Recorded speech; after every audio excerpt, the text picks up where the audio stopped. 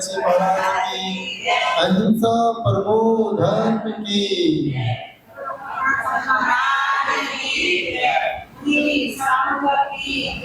प्यारी प्यारी भक्तों, अष्टमी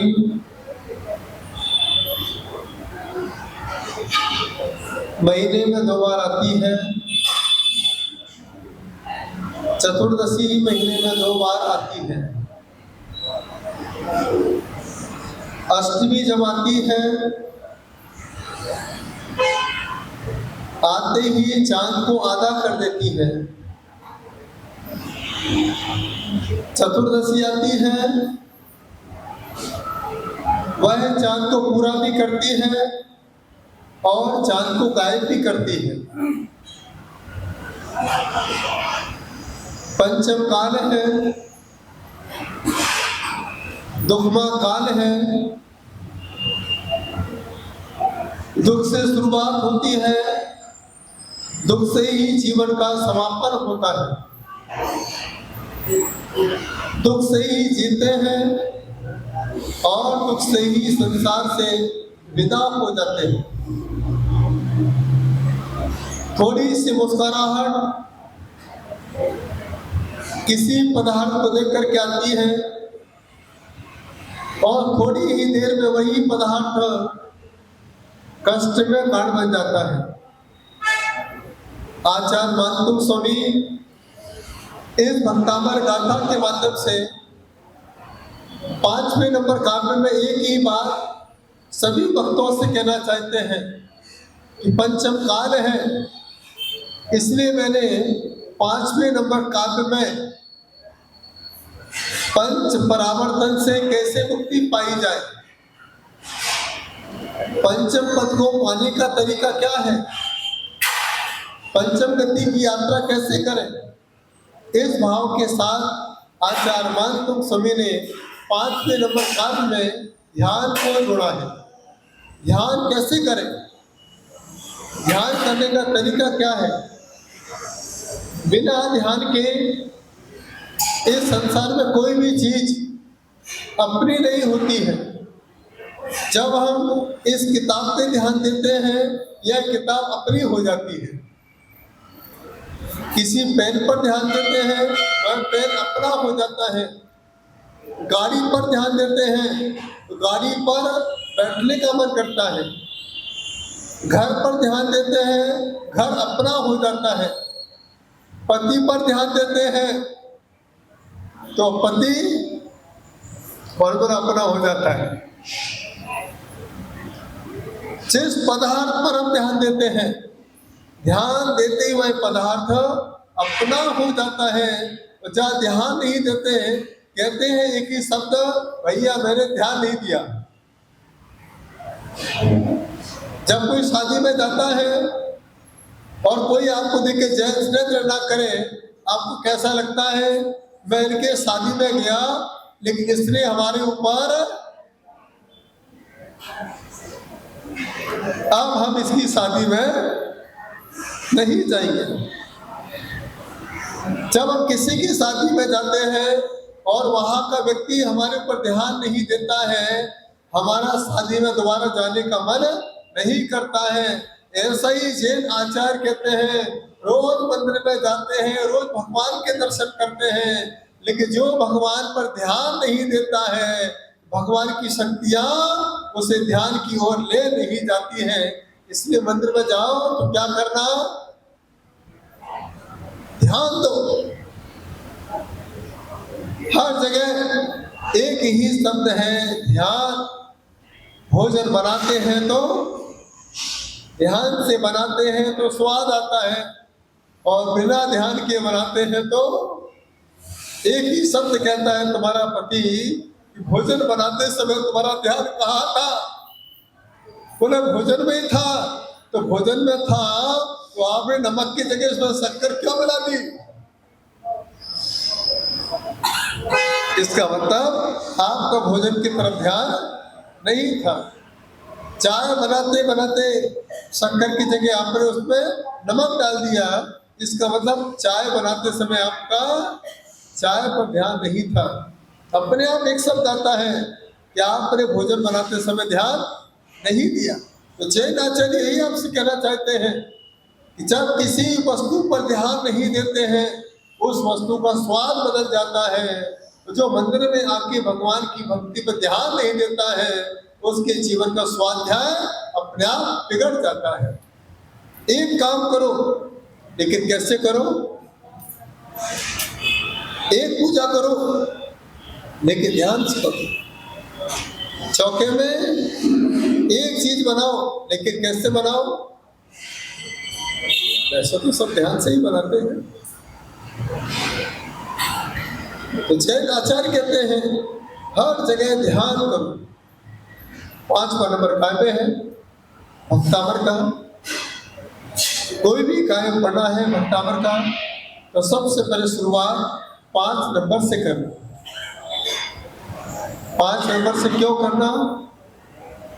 क्योंकि 5 नंबर हमें जोड़ता है भगवान की आत्मा से। प्रीत्यात्मवीर्यमविचार्य मृगी मृगेंद्र। काव्य को हम लोग एक बार दोहरा लेते हैं, पढ़ लेते हैं। बोलिए, सोहम तथापि तव भक्तिवशान मुनीश।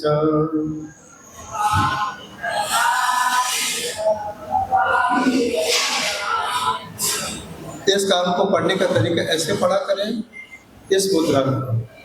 इस मुद्रा में पढ़ने से सबसे जल्दी ध्यान लगता है, और जो चीज पढ़ी जाती है वो जल्दी याद हो जाती है। इस प्रकार की मुद्रा ऐसे करके, सोहम तथापि तव भक्तिवशान मुनीश।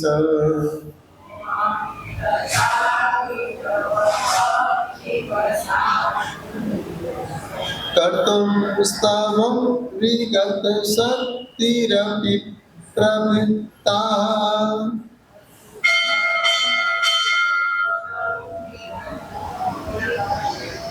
प्रीत्यात्मवीर्यमविचार्य मृगी मृगेन्द्रम्।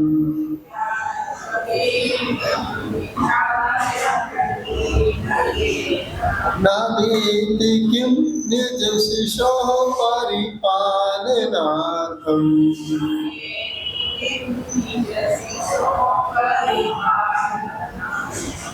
अब इस प्रकार की मुद्रा में जब हम 5वें नंबर काव्य को पढ़ते हैं, यह 5वां नंबर काव्य है, आपसे कनेक्ट हो जाता है। इसको कहना टावर। पर कैसा होता है? इस तरीके से बनाते हैं, और ऐसे बनाते ही रेंज ऑटोमेटिक आपकी मिलना स्टार्ट हो जाती है। जितने बड़े बड़े फिलोसफर होते हैं, जब भी कहीं कुछ बोलते हैं, सुनते हैं, इस मुद्रा में बैठे हुए देखने को मिलेंगे आपको। ये है मुद्रा। इस मुद्रा से हमारा मन कॉन्सेंट्रेट रहता है। यहाँ पर आचार्य प्रतिष्ठित कहते हैं, सो हम जो आप हैं वही मैं हूँ। आप में और हमारे में कोई अंतर नहीं है, लेकिन अंतर इतना ही है, मैं आपसे कभी कनेक्ट नहीं हो पाया, मैं आपको समझ नहीं पाया। फिर भी तथापि, सोहम तथापि, फिर भी तव भक्ति। किसकी भक्ति? आपकी भक्ति। आज आप मंदिर किसकी वजह से आते हो? तव भक्ति, आपकी भक्ति के प्रभाव से आते हो।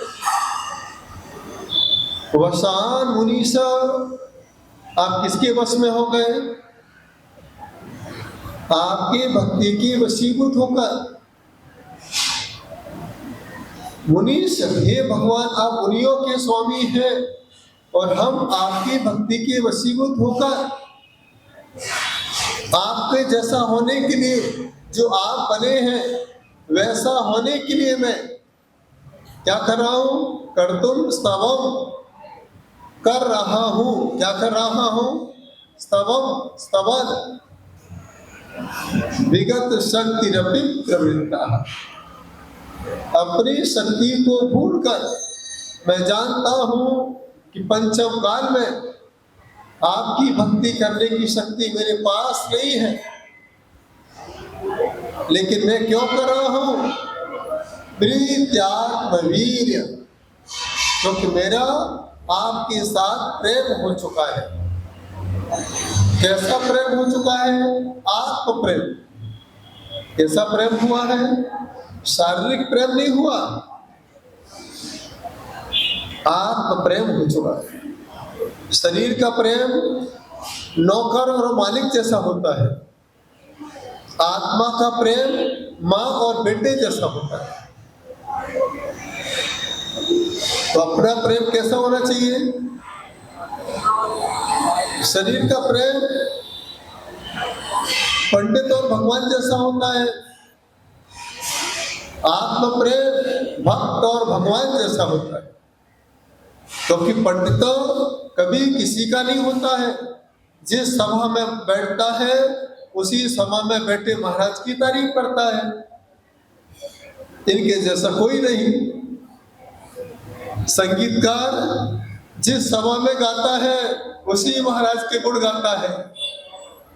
ये कौन सा प्रेम है? धन प्रेम है।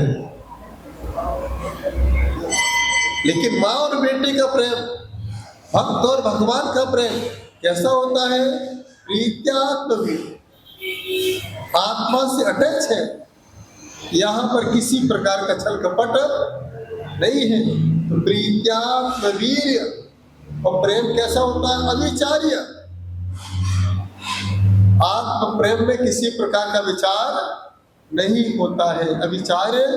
अब कौन कर रही है ऐसी भक्ति? मृगी मृगेंद्रम, एक तरफ शेर खड़ा है और एक तरफ मृगी खड़ी है, दोनों एक दूसरे के सामने खड़े हैं। क्यों खड़े हैं?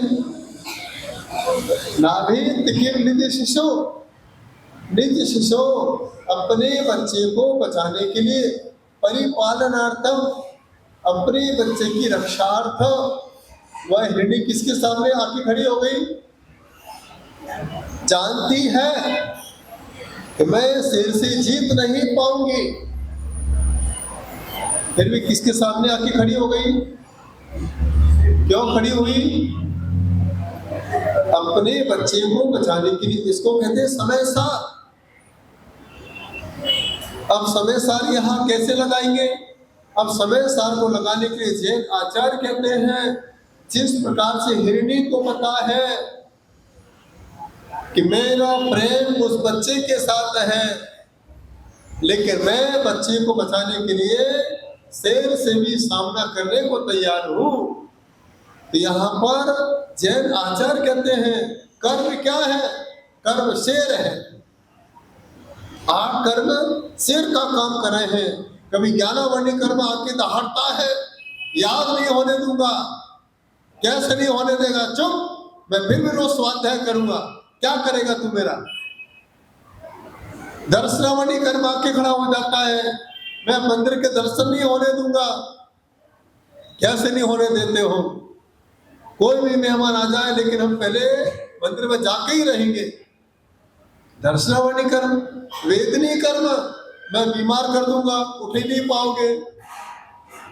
कोई बात नहीं, शरीर से भले भी उठ पाओ, लेकिन मन से मैं मंदिर जरूर जाऊंगा। वेदनी कर्म। मोहिनी कर्म, रिश्तेदार आ गए, अब आपका बच्चा आ गया विदेश से, बोले मम्मी कहाँ जा रही हो? बोले बेटा मंदिर जा रही हूँ। बोले एक दिन नहीं जा सकती हो तो क्या होगा तुम्हारा? नहीं बेटा, ये मोहिनी कर्म है। अगर एक दिन मंदिर नहीं गई तो मुझे आज वह शेर आके फिर पकड़ लेगा। मोहिनी कर्म। आयु कर्म, जितनी आयु लेके आए हो, आयु का हर पल भगवान की भक्ति में व्यतीत करो, क्योंकि ये आयु बहुत पुण्य के प्रभाव से मिली है। क्योंकि मनुष्य आयु में भी जैन कुल में भी जिनेंद्र भगवान, जिनवारी माता और चलते फिरते साधु का आशीर्वाद प्राप्त हो रहा है। आयु के हर पल किसके साथ व्यतीत करो? धर्म के साथ, साधु के साथ। नाम कर्म, अपना नाम, यश कीर्ति कैसे फैलेगी? यश कीर्ति के साथ रहेंगे तो ही यश कीर्ति फैलेगी। गोत्र कर्म, उच्च गोत्र, जो कुछ भी करेंगे ऊंचे काम करेंगे, ऊंची भक्ति करेंगे, इंद्राणी बन के करेंगे, सामान्य श्रावक बन के भक्ति नहीं करेंगे तो कौन सा गोत्र मिलेगा? उच्च गोत्र। और अंतराय, कितना भी अंतराय आ जाए, लेकिन हे भगवान आपकी भक्ति में कोई भी अंतर नहीं आना चाहिए। तो 8 कर्म क्या है? शेर की तरह आके दहाड़ रहे हैं, हम लोग क्या है? हिरणी है। हिरण का एग्जाम्पल क्यों दिया है? इसलिए दिया है क्योंकि आपका मन चलायमान है। कस्तूरी कुंडल विषय मृग ढूंढे मनमाई, ऐसे घट घट राम है दुनिया जाने। जैसे कस्तूरी की नाभि में, हिरण की नाभि में कस्तूरी होता है, फिर भी वह हिरण वन वन में घूमता है, और आपकी आत्मा में परमात्मा छिपा है, फिर भी हम शिखर जी भागे जा रहे हैं, गिरनार जी भागे जा रहे हैं, तारका जी भागे जा रहे हैं, चंपापुरी भागे जा रहे हैं। अरे भागने से कुछ नहीं होता है, एक बार बैठ जाओ भाग्य जाग जाएगा, उस दिन भगवान अपने आप मिल जाएगा। भाग्य को जगाने से भगवान मिलता है। पूछा जाता है कहाँ जा रहे हो? क्या कर महाराज जी, जाने से 2 फायदे हैं, घूमना भी हो जाता है, रिश्तेदारों से मिलना भी हो जाता है, थोड़ा सा टाइम पास हो जाता है। कितना बढ़िया शब्द दिया है,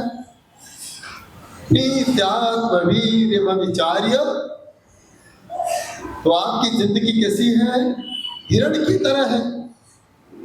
लेकिन जैन आचार्य कहते हैं जिस प्रकार से हिरण अपनी बच्ची को बचाने के लिए शेर का सामना करती है, हे पंचम काल के भक्तों, हम जानते हैं कि तुम्हारा जन्म पंचम काल में हुआ है, लेकिन हिरण्य की तरह अपने जीवन में जी रहे हैं।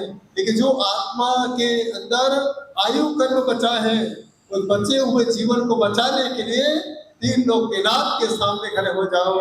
वह कर्म रूपी शेर तुम्हारा बाल भी बाका कर नहीं पाएगा।